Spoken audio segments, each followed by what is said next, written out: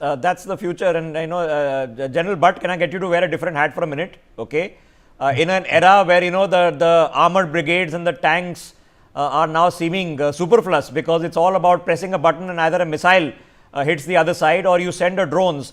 And he's mentioned loitering. Loitering is that if your drone has a long capacity, a UAV that can run for 24 hours, is just operating on that site forever, because you have no fatigue of any individual sitting on board that aircraft. You don't have any refueling problems. Drone warfare, sir, it's high-tech stuff. It's already here. So is there a drone industry here then? Like Arpan said, there is a large gap between capability which the armed forces would aspire for and what is existing.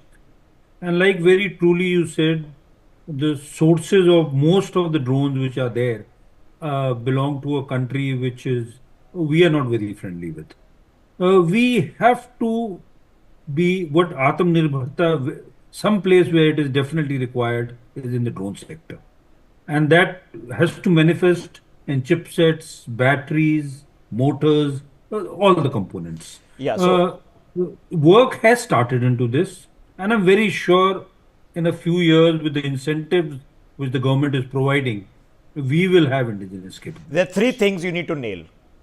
The chipset, most Batteries, important, because that's where the security risk lies. It's not in the yeah, battery per se, it's in the chipset. So yeah, chipset you have to nail, then you yeah, have to nail the battery, and number three yeah, is the material science. yeah, You nail these three things, and Arpan and company can write the algos. Okay, they'll figure out stabilization and all that. So that's what we're good at as a country, right? So we've got that sorted. But the first three things you need to sort out. I again repeat, if anybody who is in a position of policy, we need the chipset, we need the battery, and we need the material science, the composite materials that are going to make these light drones that can fly forever.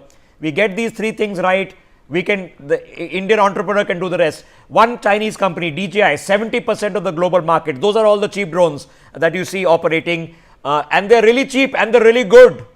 And that's the problem.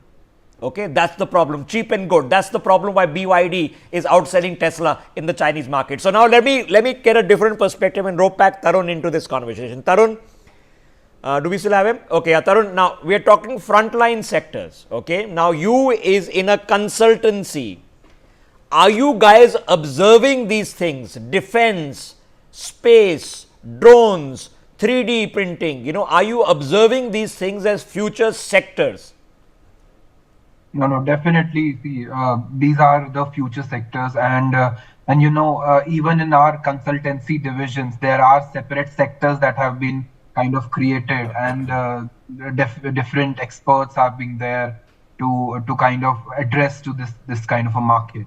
And definitely, and the reason major consultancy have created these sectors are because of the demands, because of because obviously the government's focus in for investing into these sectors, and this is definitely a future. And as Arpan General Saab has called out, that see, lots of investments focus of the government is there. We want to make in India, and this will not only just create India as Atmanirbhar, but also from an employment generation Okay, perspective. but Tarun, I'm trying to ask,